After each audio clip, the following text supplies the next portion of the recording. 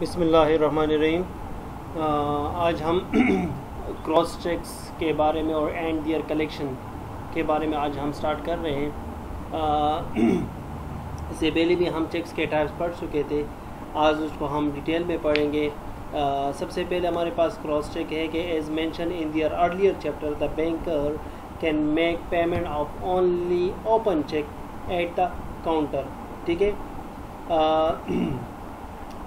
Normally जो होता है पहले चैप्टर के स्टार्ट में हमने पढ़ा था कि बैंकर जो होता है वो जो पेमेंट करता है थ्रू चेक वो ओपन चेक के ज़रिए ही कर सकता है या करता है। इस section 126, 127, 128 of the negotiable instrument act 1881 prohibit the payment of the cross checks in cash.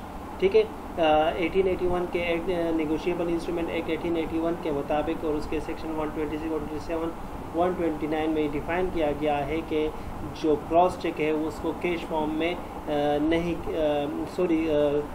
Cross check होता है उसको कैश नहीं किया जा सकता, डायरेक्टली उसको कैश नहीं किया जा सकता।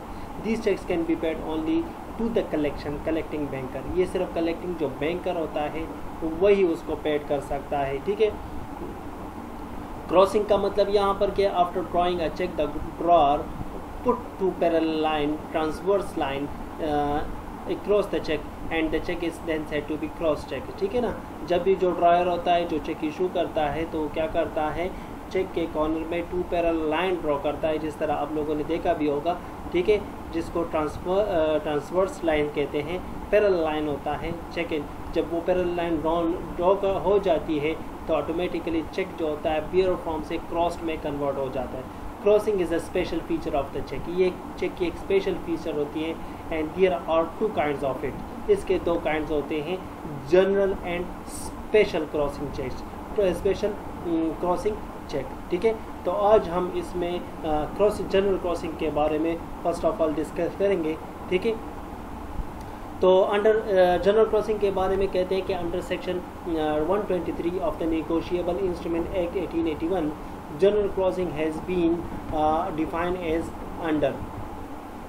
ठीक है, तो यहाँ पर जनरल क्रॉसिंग को डिफाइन किया जाता है कि where a cheque bears across its face an addition of the word and company or an abbreviation thereof between two parallel line। ठीक है ना, पैरेलल ट्रांसवर्स लाइन सिंपली। ठीक है, हमारे पास एक ऐसा चेक होता है जिसके फेस पे या तो एडिशन वर्ड्स लिखे जाते हैं या कंपनी का नाम होता है या एब्रीविएशन दिया जाता है या two parallel line transverse line जो होती हैं सिंपली ड्रॉ किए जाते हैं। ठीक है, तो वो क्या हो जाता है, क्रॉस चेक बन जाता है, either with or without the word negotiable instrument. ठीक है ना, हाँ वो वर्ड्स के बगैर हो, टू पैरेलल लाइन जो होती है उसमें वर्ड शामिल हो या नहीं शामिल हो। That addition shall deem to be crossing. ठीक है ना, the cheque shall deem to be cross generally, तो ये जनरली क्रॉस हो जाता है। According to the about definition the essential of the general crossing. अब यहाँ पर जनरल क्रॉसिंग को अबाउट डिफिनीशन जो ये एक्सप्लेन किया गया उसको मज़ीद कहते हैं कि इसमें एसेंशियल चीज़ें क्या हैं। सबसे पहले क्रॉस चेक की हम बात करते हैं टू पैरेलल ट्रांसवर्स लाइन्स की। ठीक है ना, drawn across the face of the cheque, जो चेक की फेस पे यानी कि फ्रंट जो फेस होता है, फ्रंट पेज होता है चेक। ठीक है, उस पर ड्रॉ किया जाता है, either with or without words, हाँ उसमें कुछ वर्ड्स हों या ना हो, लेकिन जब टू पैरेलल लाइन ड्रॉ कर दी जाती हैं, ठीक है, टू पैरेलल लाइन ड्रॉ हो जाती है तो वो जनरल हो जाता है। ठीक है, with or without the word and the company or any abbreviation of the written between two parallel line transfer line. Force two parallel transfer line के दरमियान कोई वर्ड हो या ना हो, कोई कंपनी का नाम हो या ना हो, लेकिन टू पैरेलल लाइन ड्रॉन हो जाती है तो ये जनरल क्रॉसिंग बन जाता है। ठीक है, इसको हम जनरल क्रॉस चेक कहते हैं। Two parallel transverse line drawn across the face of the cheque either with or without word not negotiable written in between them. अगर इसमें कहते हैं कि ये नॉट निगोशिएबल, इसके अंदर जो होता है, इसके दरमियान में जो होता है, अगर हम नॉट निगोशिएबल ना भी हो वर्ड, ठीक है, तो ये two parallel line transverse line जो होती है ये निशानदाही करती है हमें किस चीज़ की, जनरल क्रॉसिंग चेक की। ठीक है ना, आगे क्या कहते हैं, आगे कहते हैं कि section 123A of the negotiable instrument act 1881 defined that where a cheque cross generally bear across its face. ठीक है ना, bear across is in addition of the words account pay between the two parallel transverse line constituting the general crossing. तो ये क्या हो जाती है, general crossing में आती है। वही डिफिनीशन जो होता है उसको यहाँ पर सेक्शन 123A में दोबारा डिफाइन करता है, ठीक है। The cheque beside cross generally is said to be account pay, तो वो अकाउंट पे ही होता है, ठीक है ना। नॉर्मली क्रॉस चेक जो होता है, जब कोई जो भी चेक होल्डर होता है जिसके नाम पे इशू किया जाता है तो वो अकाउंट पे ही होता है। तो वही अकाउंट पे ही जो होता है कलेक्टिंग बैंकर जो होता है उसको पे करता है, ठीक है ना। उसके नाम से उसके अकाउंट में ट्रांसफर्स होता है, फिर उसके बाद उसको कैश किया जाता है। When a cheque is cross account pay it shall be cease to be negotiable. जो अकाउंट पे ही होता है जिसके नाम पे या जिस कंपनी के नाम पे, जिस शख्स के नाम पे, ठीक है ना, चेक क्रॉस किया जाता है तो वो सीज्ड हो जाता है, नेगोशिएबल। मजीद उसको वो नेगोशिएबल नहीं कर सकता, ट्रांसफ़र नहीं कर सकता, समझ आ रही ना। It shall be duty of the banker collecting payment of the cheque to credit the proceed their of only the account of the payee name in the cheque, ठीक है ना।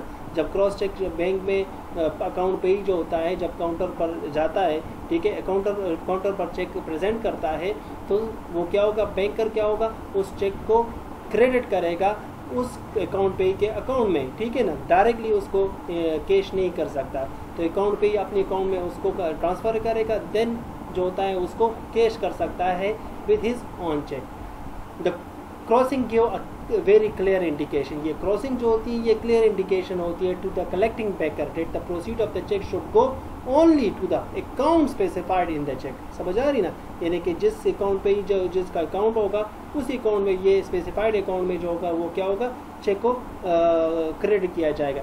And they should not be collected for any other person, उसके अलावा कोई other person उसको collect नहीं कर सकता। तो ये क्रॉसिंग लाइन जो होती है ये clear representation of the cross cheque होती है। It also imply that it render the instrument not negotiable, ये क्लियरली डिफाइन करता है जब टू पेयर लाइन आ जाती है कि ये नॉट निगोशिएबल है, ठीक है, मजीद इसको ट्रांसफ़र नहीं किया जा सकता।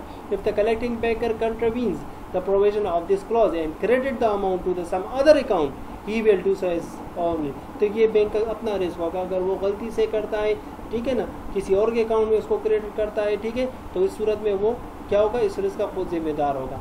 If he does not keep the pay account he should refuse to handle the cheque. अगर उसके पास अकाउंट पे ही जो होता है जो जिसके नाम पे क्रॉस चेक बनाया जाता है, अगर अकाउंट पे ही जो होता है उसका अकाउंट ना हो तो क्या होगा, he should refuse to handle the cheque, वो रिफ्यूज़ कर सकता है। तो यहाँ पर देखिए, यहाँ पर स्पेसिमेन दिखाए जा रहे हैं जनरल क्रॉसिंग चेक में कि उसके स्पेसिमेन क्या होगा। फॉर एग्जांपल इस तरह की पैरेलल लाइन जो होगी फर्स्ट ऑप्शन, ठीक है, या parallel line not negotiable mention किया जा सकता है, ठीक है। And the company, this is also the general crossing cheque, ठीक है ना, कंपनी हो गया, ठीक है, अकाउंट पे, समझ आ रही है। तो ये तमाम जो होगी ये तमाम स्पेसिमेन है जनरल क्रॉसिंग के, ठीक है। तो इस तरह अगर चेक पर ये स्पेसिमेन आ जाए तो इससे आप समझ लें कि this is the general crossing, ठीक है। इंशाल्लाह इसके बाद नेक्स्ट हम स्पेशल क्रॉसिंग की तरफ जाएंगे, उसको हम फिर इंशाल्लाह डिटेल में पढ़ेंगे। Thank you very much.